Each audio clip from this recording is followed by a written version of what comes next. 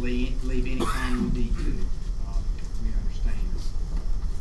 Hey, I'm gonna scoot out, and if I get back in time, I'm gonna pop back on the phone. That's fine. But anyway, just whatever you need to do. And if you have don't hesitate to speak up if you have a question or anything as well. I'll call to order the work session for the Alabama Community College Board of Trustees for April 10th. Under Academic and Student Affairs, we have several associate degree programs that are being presented here. Does anybody make presentations on these, Chancellor? Beginning with Calhoun. Okay. Dr. Clouder's here. Welcome. Thank you. Good morning. We currently at Calhoun have a dental assisting program, and we started to look at the need for dental hygiene in our area. We conducted a survey which showed that the quantity of students right now exceeds the number of seats available in existing programs. Currently, there are several programs in Alabama. Fortis College has one. The Board of Dental Examiners of Alabama has one, but I don't believe it is an accredited program. And then Wallace Hansville has one. Given that our demographics showed that about 60% of our students are employed and about half of them have daycare needs, the commute from North Alabama down to Hansville, I think would be tough for many of our students. The cost of the program would be about $1,250,000 in year one, which that includes facilities and equipment, accreditation fees, and biomedical checks. And we have the reserves to cover that. Actually, what we would do is renovate a computer lab inside our current health sciences building at the Decatur campus. We're seeking CODA accreditation and want to be eligible to sit for the Alabama Dental Hygiene Board exam and an additional eligibility for national boards for our students. This would make a great feeder program for our dental assisting student graduates, and also certainly there's a need in the area. And as I like to say to our faculty and staff, can't everybody work for Toyota, Mazda? Somebody's going to have to clean their teeth. So we request approval of this program.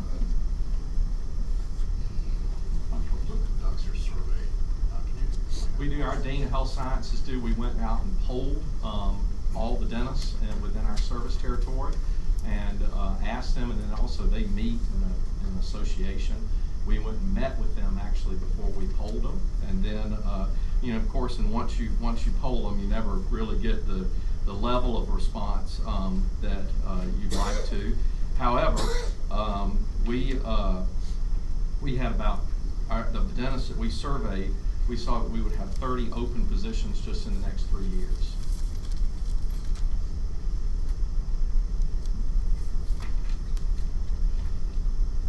Anything else?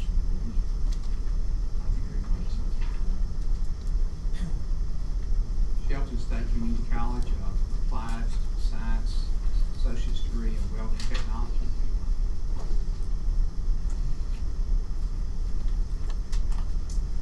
Good morning, Chancellor. Good morning, Mr. Chairman. Good morning, members of the Board of Trustees. We would like to propose the Associate in Applied Science and Welding Technology program.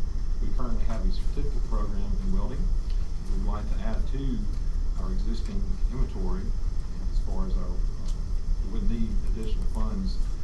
We would self-finance through tuition. Of course, the main thing, this would offer the opportunity for our students to articulate between the United Association of Journeymen and Apprentices of Plumbing and Pipe Fitting. Of course, the purpose would be for eventually the student to enter the UA apprenticeship training program with advanced placement and pay. So we feel that this opportunity gives the student the chance to build on their skill set, obtain higher education, and also progress into other high-paying areas through apprenticeship programs. As far as the rationale, I know we've developed this based on our survey. Excuse me. I think we had the existing student survey back in 2017. And of course, I know the welding program is a high student count as well, but currently with our certificate programs. We had the 80 student Shelton State Community College students enrolled in the welding course in this 2017 summer fall year. Half of them indicated that they would pursue an ACCS degree in welding. That's 41 out of 80 students if that was made available to them. And it looks like there's a payoff at the end of the pipeline based on apprenticeships and opportunities through the union.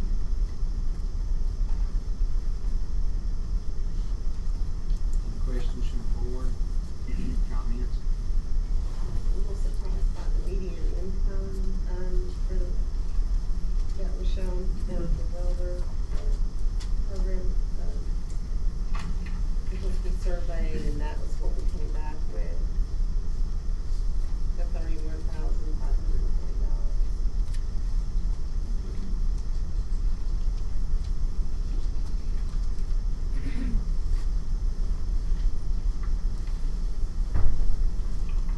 Oh, yes. Okay, the median annual wage, again, that was May of 2016. I know that that's dated, but I know that was of the analysis at the time that this was done.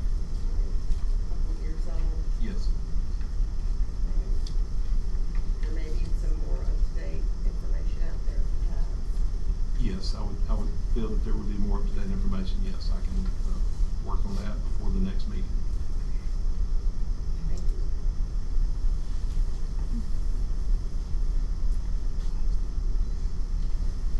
Any questions?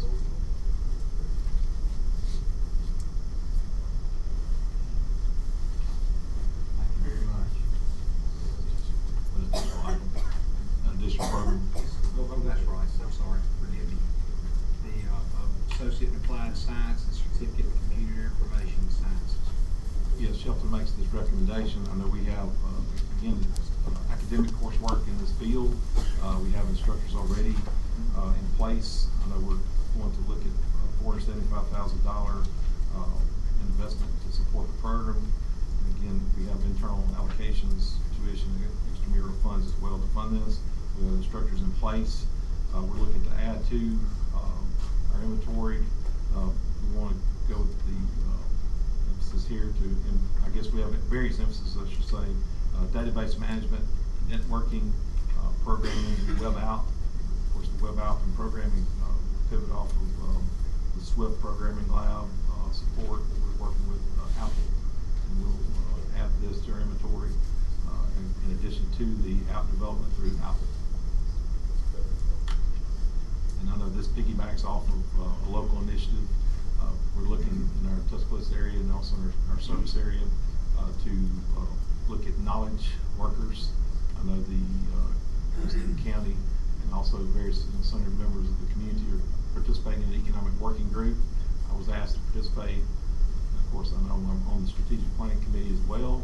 And again, this would help with that knowledge-based worker and have a better opportunity to better educate our existing students. Any questions?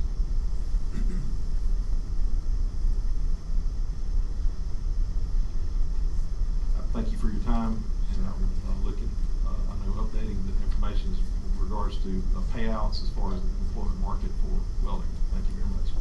Thank you for the presentation, President. Item 4, Associate in Applied Science and Certificate in Medical Assisting Technology, Enterprise State Community College. President Rogers. Good morning, board members, Chancellor Baker, Terry Thompson. Good morning. We're delighted to be here today. This past Friday, the Alabama Commission on Higher Education approved our request to start an Associates of Applied Science and Medical Assisting Technology. In just a few minutes, we're going to take a deeper dive into look at the demand, the interest, and support, and the resources that we have to begin this program. We just appreciate your consideration today. This is our first attempt, other than health information technology, as well as our EMT program in the healthcare industry, and we feel like that it's badly needed in our area. We have the data, the research has been done to support the start of this program. Just appreciate your consideration. I'm going to turn it over to our Dean of Instruction, Mr. Danny Long, and he's going to go through just a few things that might be a benefit to you. Thank you. Thank you, President Rogers. Good morning. As President Rogers mentioned, we are seeking approval to offer an Associate of Applied Science in Medical Assisting Technology. In addition to the AES degree, we will to also award short-term certificates in medical assisting technology, along with stackable credentials in phlebotomy, EKG technicians, and certified nursing assistants. The college will seek accreditation by the Commission on Accreditation of Allied Health Education Programs. As mentioned earlier, we feel like this program would pair well with our current health information technology and our EMS program. Based on local workforce development data, there's an immediate need for 36 nursing assistants, medical assistants, and phlebotomists in Butler, Crenshaw, Covington, Coffee, and Pike counties. MAT is one of the Southeast Alabama Works top 40 high demand jobs. The Department of Labor Statistics projects continued growth in this field from 2014 through 2024. 447 current ESCC students were surveyed, and that survey resulted in 42% that would consider enrolling in that program, and 13% rated themselves as extremely interested in that program. We surveyed 8 high schools, and we received 500 student response, and almost 50% said they would consider it, and 84 students rated themselves as extremely interested in that program. We have a neighboring high school that's about 3 miles up the road, and they currently have 535 students enrolled in health science programs, and so obviously we feel the necessity to meet those students' needs. We received 8 letters of support from our local healthcare providers that demonstrated that finding those employees was difficult. We received also letters of support from local economic developers and all the high schools in our service area. We had Art Russo and Cody Thompson come down and evaluate our space at the college, and they did agree that we had a suitable location. I think it's important to note that we have a local medical foundation in Enterprise, and they have already earmarked $25,000 as seed money to help get this program off the ground.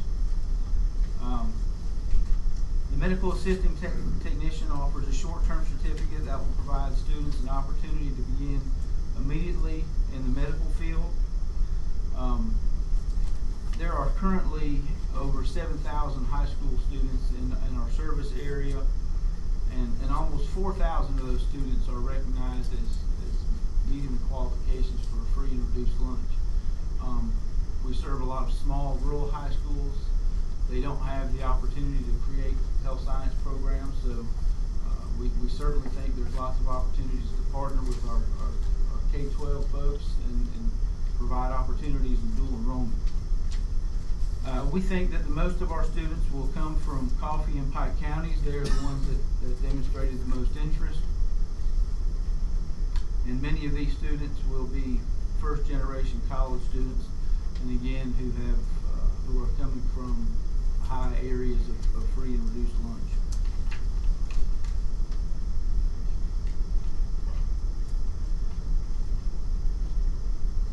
In regards to clinical spots, we have recognized 63 potential clinical sites between Enterprise, Andalusia, and Opp. And with our relationship with the medical providers in our community, many of them have already said they would love to have our students in their facilities. So we think there is definitely support for those clinical visits and sites. And in conclusion, medical assistants are needed locally. We have demonstrated a pretty high level of interest with students, not only at our college, but in our high schools. We have space and equipment and resources to get this program off the ground, and we certainly think we have the clinical sites necessary to meet the needs of our students. Anyone have any questions?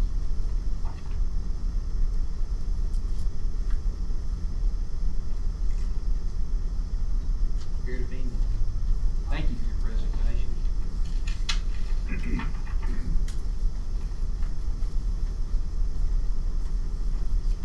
Item 5 is purchase real property at Bishop State Community College.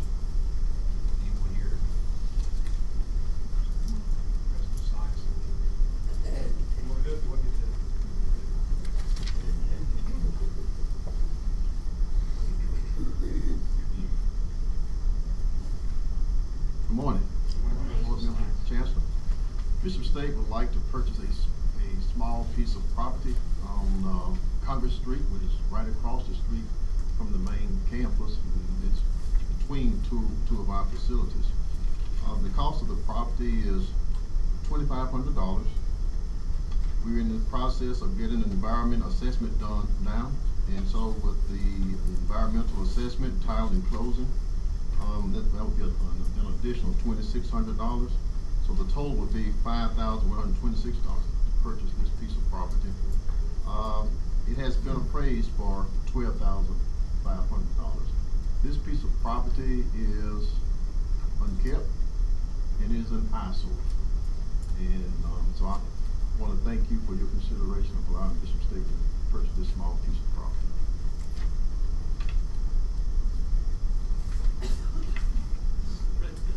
Reggie, let's kind of talk a little bit about this, because I think it's important to understand what you're trying to accomplish at that site. You know, you've got a couple of streets that run directly through the center of that site, and you're working to maybe close those. I am. Had a meeting with the city of Mobile last week. There are 2 or 3 streets running right through campus. We've had a few problems lately, and really have problems doing Mardi Gras with people just walking through campus and things of that nature. There are other pieces of property exactly like what I'm asking you all to approve. There's housing that's right around the college in terrible shape that I'm asking the city to help the college with. So this is just a start to clean up property around the exterior of the college. What the hope is that we end up with a campus that is pretty well secured and very attractive. I appreciate you moving in that direction. Yeah, question. The building that's next to this property, it's owned by Bishop State now. Right, there are two buildings. Okay. This property sits between 2 buildings that the college owns. Right, one is maintenance and the other building is for receiving. The acquisition of properties around in your master plan or in a plan for acquiring more of these as you go along or have opportunity? Right, it's part of our master plan, and I have another meeting with the mayor, and he's willing to help me as well. When he says help me as well, I don't know what he means by that. Right? But that's the goal. I think the idea of closing streets and securing the campus is a great idea. I would hope you continue to pursue that. Mayor ought to be able to help you with that.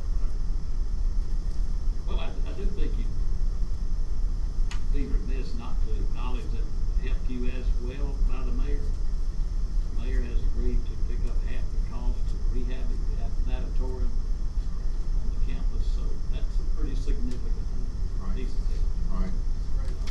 We get ready to start a major project along Broad Street, which is right in front of the main campus, and so I think he will do what he can to help. But we want it to be a very nice, attractive college, just like the other community colleges in the system. Other questions? All right, appreciate it. Thank you, President Snides.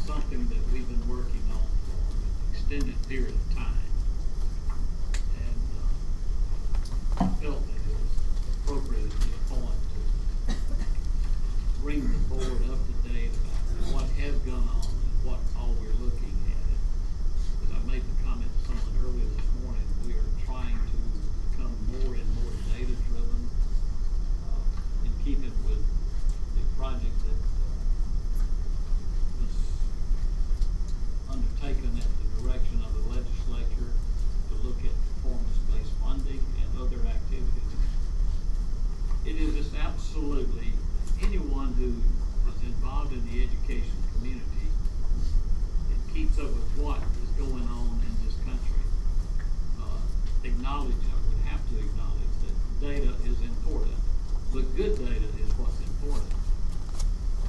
And if you're gonna be consistent, then we're gonna have a good database.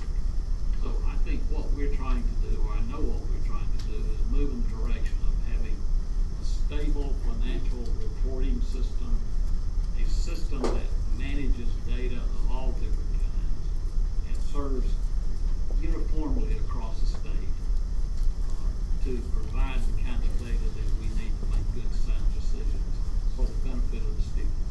So I've asked Russ if he would spend some time and discuss that whole issue with you and kind of update you on the process.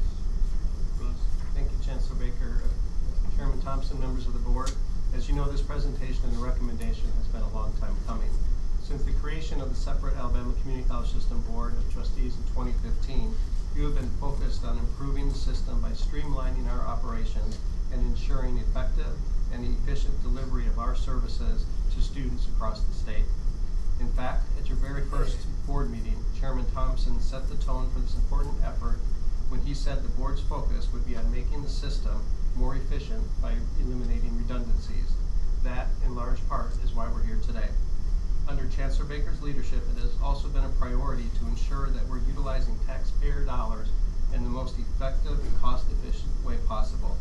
His visions and efforts have been recognized by the legislature, and as you know, we're working hand in hand to create an outcomes-based funding model which will further our efforts to ensure taxpayer dollars investments are yielding the best possible returns. This entire effort is contingent upon the implementation of a single enterprise resource planning system across the state. The strategic plan has been our guide over the past year and a half for any major decision or initiatives across the system. The first goal of that plan is to build a unified and collaborative system, and we truly believe that this is only possible if the system and all of our colleges operate from the same technology platform. Because of the magnitude of the task at hand and the lack of in-house experience with an implementation of this size, it is imperative that the system engage with experts who had the experience both in higher education and in technology. In fall of 2016, we contracted with Campus Works to conduct an overall assessment of the system's IT resources and to make recommendations on the best ways to move forward. Campus Works is well known across the higher education community for their vast knowledge when it comes to optimizing college and systems business practices. They are also highly recommended for their services, ultimately increasing a college's and systems return on investment. Over a 4-month period, Campus Works engaged almost 400 individuals from across the system with representatives from every college, every relevant functional area, the system office, and the Alabama Technology Network to assess and analyze our technology. An in-depth assessment was also done of the 2 ERP systems currently utilized at our colleges. These efforts were all focused on identifying existing strengths and opportunities for improvement. In early 2017, Campus Works provided 2 reports outlining their assessment and recommendations, as well as a suggested roadmap to move forward. Some highlights from that analysis includes using 2 different ERP systems in the ACCS has resulted in reporting difficulties and an inability to take advantage of certain economies of scale that would be possible with a system-wide homogeneous ERP approach. And existing ERP systems do not align well with ACCS's goals and objectives, and given the many challenges the system faces, there is a large element of risk. That report highlighted our current standalone solution is more than 20 years old, and the ERP marketplace and its technology has changed drastically just in the last 5 years. The report also noted that a cloud-based software as a service delivery models are making on-premise software systems, such as those currently employed at our colleges, unsustainable. With a software as a service model, necessary hardware and software is provided by the vendor as well as the services needed to keep it updated and secure. This model would free up IT personnel to work on more strategic projects instead of spending time maintaining and updating the ERP software functionality. findings and recommendations from the Campus Works assessment made clear that in order to work as efficiently as possible across the system, a single cloud-based software solution ERP was the best option for long-term stability, allowing for increased effectiveness and efficiency. Chancellor Baker simultaneously announced his intention to move forward on a single ERP solution and named a 13-person ERP steering committee, which included college presidents and their staff representing IT, financial aid, human resources, student affairs, academics, and business officers, as well as system office staff. The steering committee was tasked with reviewing the draft request for proposal, which was provided by Campus Works. The group was asked to provide their feedback on the portions of the RFP relevant to their experience, as well as their areas of expertise. Based on input from the steering committee members, Campus Works, and system office staff, the top 3 vendors were asked to demonstrate their program and capabilities at meetings held in different regions of the state. Each meeting lasted for 2 days and covered 15 different subject areas, from admissions and recruitment to purchasing, financial aid, and human resources. For individuals not able to attend in person, the meetings were live streamed and recordings were made available for viewing for 2 weeks following those presentations. 525 individuals filled out surveys following the presentations, and an estimated attendance across all 3 events was upwards of 1,000. After the demonstrations were completed, a thorough overview of all evaluation criteria was compiled and presented to the steering committee, which included surveys from demonstration participants, steering committee member evaluations, reference calls, a comparison of strengths and weaknesses of each vendor, as well as the vendor's pricing. The evaluation was also presented to Chancellor Baker. In August of 2017, 6 working groups were formed based on functional areas to develop standard operating procedures to assist with the implementation of a standard ERP system. The 36-member committee included representation from 16 colleges and the system office. The committee members were chosen by each of their relevant professional associations. At the end of February, each group submitted their recommendations to the system office. Once a single ERP system is identified and standard operating procedures are being used across the system, we plan to continue to increase efficiencies and streamline our efforts by implementing shared services. We expect even more cost savings moving forward with efficiencies that can be gained from a shared services approach. After a nearly 2-year process and engagement from all colleges and hundreds of faculty and staff, we are recommending the system move forward with implementing a cloud-based ERP solution. Subject to an acceptable and mutually agreeable contract, we are recommending Elution. Many of our schools are already familiar with their solution, and we will have a built-in base of IT individuals who can help train the trainer as the implementation progresses. Additionally, Elution was the only entity with a proven track record of implementing this type of solution successfully statewide. The sheer magnitude of this decision has meant an incredible amount of due diligence has taken place to make sure that every I has been dotted and every T has been crossed. The Chancellor has personally met with Elution's new CEO, and we feel confident that they will be a good business partner on this venture. As you can imagine, this project entails a very complicated scope of work. The contract is currently being reviewed by experts and staff, and we are hopeful, should you decide to move forward, we can come to a mutually agreeable contract. The implementation of a new system will cost $16.5 million over 5 years. This cost is in addition to maintaining current systems until the point of complete transition. We have requested $5 million per year for the next 3 years from the legislature. As you know, the education budget is currently working through the process, and the latest version of the bill would put it well on our way towards achieving this goal. We are currently paying approximately $4.9 million per year in software and licensing fees with existing systems. After implementation, we expect to pay $3.1 million annually for these fees, resulting in more than a $1.5 million savings each year. The savings is the amount this savings is the amount we can currently calculate. Through further efficiencies in the sharing of services across our colleges, we expect savings to increase. We appreciate your time and especially the efforts of Brian Helms in leading a lot of these efforts, as well as the participation of our colleges and president. And as I mentioned, it has been a 2-year, very in-depth process, and we thank everyone for their support and work on this initiative.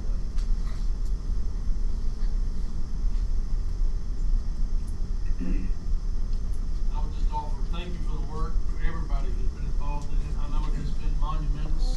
I know this path has been pursued before and, more than once, and it never was completed. And I'm confident that we're on the way to completing this, which will be significant for us in managing as a system and functioning as a system. Thank you to all who've been involved. Thank you, Mike, for your leadership and for the committee's leadership in supporting this. Thank you, Dr. Roth, for choosing me. Roger, can you don't go through the details, just give us kind of where we are in terms of negotiating contracts? Very brief. Yes, thank you. Good morning. As you might expect, the process on a project such as this is quite extensive. I've got about 145 pages worth of material to plow through that I received, which is our second round of exchange that I received last Friday night around 5 p.m. We'll be working with our people. Most important piece of maybe the last 60 pages, the scope of work. I know y'all are concerned about the fact that that scope of work needs to be tied down. There doesn't need to be any surprises, and we don't need any change orders and money showing up that you haven't agreed to. And we're gonna try to do everything we can to make sure that there are no open holes, that there are no surprises. We've had some discussions with counsel for the vendor and with representatives of the vendor, and I'm happy to say that they seem to indicate a goal and an idea of their part to be partners with us in this and to get it right. And I think if I had any charge going into that room the first time from the chancellor, it was, we got one shot at this, get it right. And that's what we're going to do. And if it takes us another few weeks on the contract, it just takes us another few weeks on the contract. But it's our goal to be back for you for that approval at your April meeting. And we will keep the board posted as we go through, so that they won't just, we won't wait until the last minute before the board meeting. We'll keep you posted as we make progress. Anything else? I was gonna just ask, would it be possible for maybe give us a summary before the meeting, talk about scope, schedule, and so forth, so we would at least, be aware of the important, facets of the contract? Yes, I actually was hoping to do that today, but it was a little bit bigger than I anticipated the project was. And I will say that it is my hope that we will have the input of technology assistance with a new CIO to help look at particularly the scope of work to make sure we've got that tied down.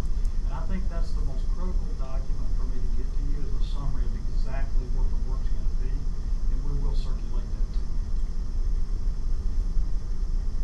Anything else you want from that?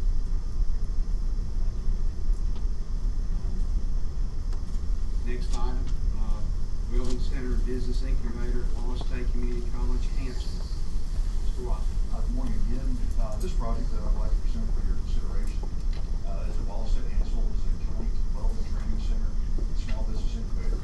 Currently, the welding training program shares a facility at Wallace Hansel with the diesel training program. Both programs are at capacity. Both programs need more space to be able to grow. Construction of this new facility will allow the welding training program to move into the new facility, and it will provide room for the existing diesel training program to expand into the space vacated by the welding training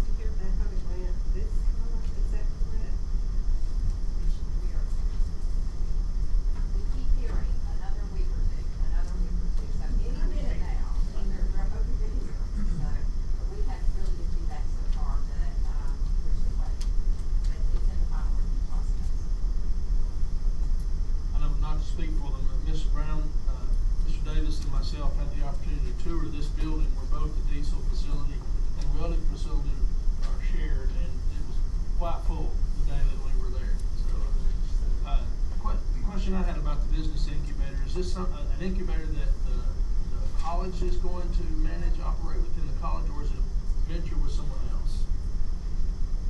It is a facility that would be operated by the college in partnership with Coleman Economic Development and other industry partners. We have already incubated a couple of companies, most recently Zero RPM, which is an idle mitigation system, a green energy product, and we just recently turned out Sequence Health, which is a back office call center for medical practices.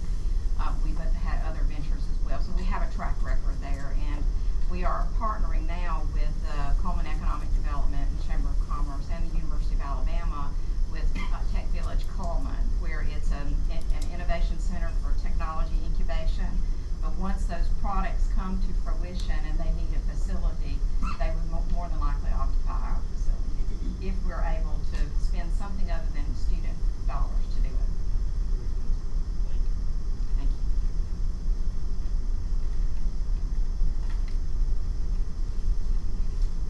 Anything else from the board on this? Sounds promising. Thank you, Mr. White.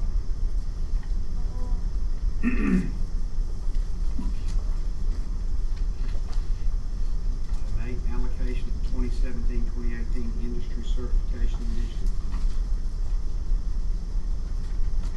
Good morning. Thank you very much. I'm very pleased to be here. Again, I want to thank you guys earlier for action on Sneed State's request.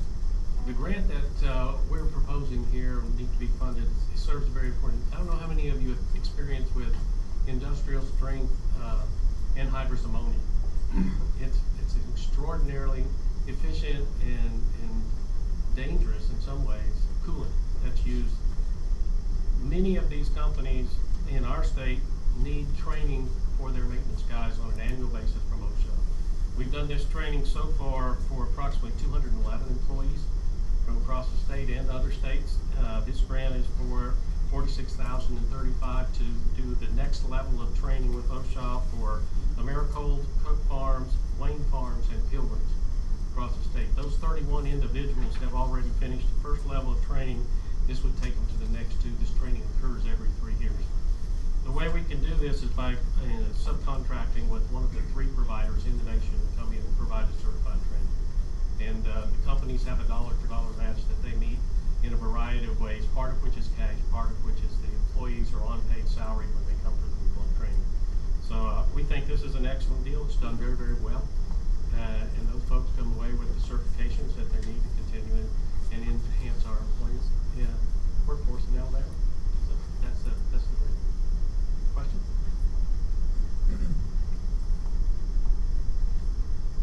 Thanks, sir. Chairman Thompson, members of the board, I wanted to present, I talked briefly last month during the chairman's remarks, or during the chancellor's remarks about our pipeline issue that we have with supplying enough workers for the automotive sector. This is a particular project between, and I'm going to briefly go through this. I think I sent a copy out of this, I think it was yesterday, it was a little late, I apologize. But what we have is about 4,000 net new jobs between Tuscaloosa and Birmingham. They're all in the automotive sector. So on top of that, we have probably another 1,000 just in the healthcare as well. So total roughly 55 to 6,000 jobs up there. With the unemployment rate the way it is, we've teamed up with the auto clusters and working with Chambers of Commerce. Also very happy that we have all the presidents on board with the 4 colleges there with Shelton State, Boston State, Jeff State, and Bevel State. And so we've got a team that's working on this together to actually create a pipeline for these companies. We have the blessings originally, the Chancellor and I met with Jason Hoff, the President of Mercedes. He was extremely excited about this particular plan that we have put together. And today I'm just seeking some funding on this particular program. So we're going to be utilizing the Ready to Work program, our new MSSC certification. These also can feed into other programs that we have, such as NIMS as well. This is just a brief flow chart of how it works. We're also very, very happy to say that David Walters, our head of our adult education program, is using federal dollars to support the programs here. We're actually taking a lot of different adult education population through this process as well. We're taking them through the TABE test, and once they pass the TABE test at 8th grade level, then we'll take them through the ready to work, and they become ready for application pools at that point. But also we're taking that pool of applicants already through the MSSC certification to give them higher skills so they can advance further as the changing technologies, the disruptive technologies hit the shop floor. And this is to be included into the new EV line that Mercedes is adding to their current production plan as well. And this will help us prepare for the next wave, as Dr. Palmer talked about, the Toyota Mazda project. So instead of dental work, we'll be doing the automotive work for that area. So we're very excited about the opportunities here, using the new certification. Recent meeting, Dr. Ashley met with President of Mercedes last Friday, garnered some additional approval, shared emails with the President of Mercedes over the weekend. They're excited about what we're doing here. So with that, we're trying to move forward with the program and seek your approval, allowing us to use $1 million from the ICI funds to support this for tuition, instructors, marketing, to accomplish this. And I can go through a few more of these slides for you if you need me to, but I know we're the hour. So any questions that I can address for you?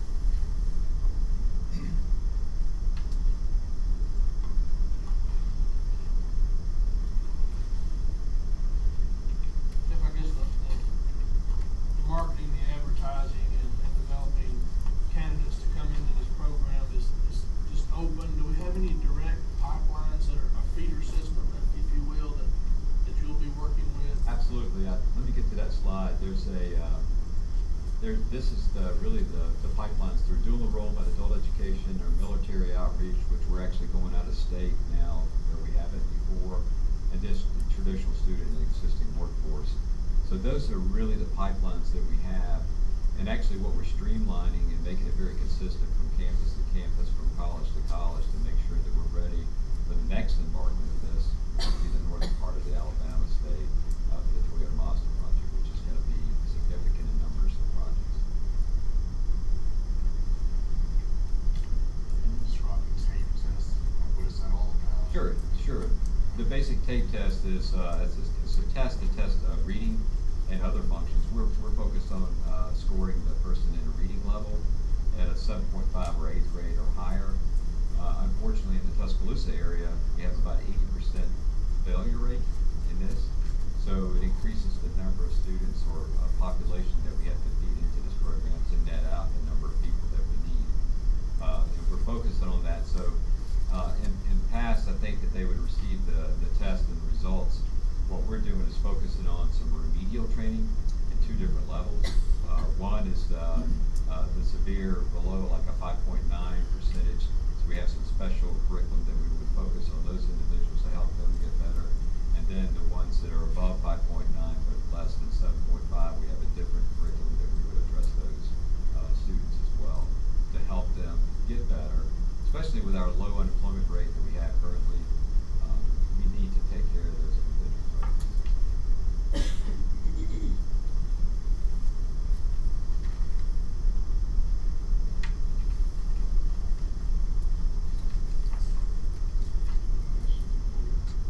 Great presentation, Jeff. Thanks for this initiative. Thank you, Chancellor.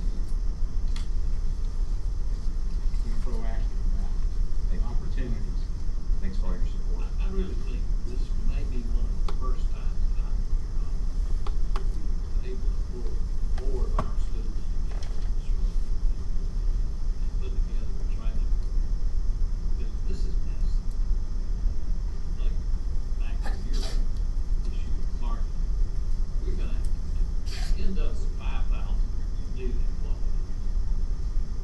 We may have to triple that or more just to get 5,000.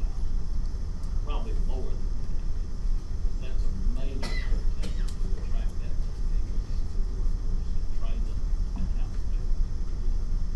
And we're talking about good jobs.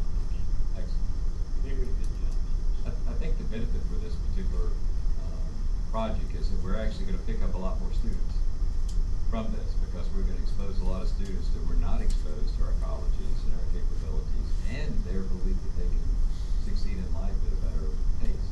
And so, I don't know what the percentage is, but I think we're gonna pick up a lot of students from this process. Plus, we're showing our state and our legislative body that we mean business here, and I appreciate all the board's actions and recommendations. Thank you. Is it your opinion that we're reaching a tipping point with low unemployment? The employable mass system, are we advertising outside of the state, or will we get to that point? Yes and yes and yes. And I think that the key, I think that, I think there was a recent article that, not to worry, but my concern is that, yeah, we need to worry. We need to be better prepared. And to do this properly, I think we need to fill the pipelines. Every one of these pipelines, plus not the one that's on here, that's not on here is very, very important, is the prison parolees. We have about 35,000 parolees, and so we're working outside of this on different things with Susan Price and her team to tap into that population as well. So I'm concerned. It keeps me up at night about what we need to do, not only in this area of the state or northern part of the state, but all areas of the state. And you can say the same thing about what we're doing at Austin and Mobile. You can say the same thing about diversifying our industry sectors in IT. So I think that it's a concern, but I think we've got a really good team that we're focused on this and making sure that we're accomplishing and trying to stay ahead of the game. Give you something else to worry about. I've always heard that 2% of the workforce just not capable of working or just not, willing to work. Does your 3.5% include that 2%? I mean, so effectively, yeah, I've used 3% actually instead of 2%, but I think if you really look at it, we still have a lot of people that are not employed that are not included in that 3.5 or the current number 3.7 that was released this week. So we have a lot of people, and just in adults in the state of Alabama, we have a little over 400,000 people that don't have a high school degree or any type of credential. So that's a huge population. We just gotta get more innovative about reaching those people and giving them an opportunity to get that credential that's tied to a job with an employer waiting to interview. And I think we can do that. We just need to get everybody on the same process. Just to speak to the magnitude of this, as you said already, as you perfect this and we take it to North Alabama for Toyota Mazda, 6,000 jobs here, 12,000 jobs there, 18,000 new jobs. These jobs likely will have packages that value up to $100,000 on average, when you include benefits. That's almost $2 billion. That's $1.8 billion of new income, very good income. And I mean, this is where our role as a system comes in. It is our job to provide those workers, and I fully support what you're doing here. And I think hopefully as a board recognize the dilemma and the opportunity we have. Well, thank you very much. Selfishly, I want to make sure that our workers are better prepared than any other state that's close to that new running. If you understand what I'm saying. That was in his job description. Thank you for your time. Appreciate it. Is there anything else? Anything else from the board? There being none, we'll have lunch shortly. And once again, thank you everyone for your attendance and your interest in what we're doing, and we'll stand adjourned.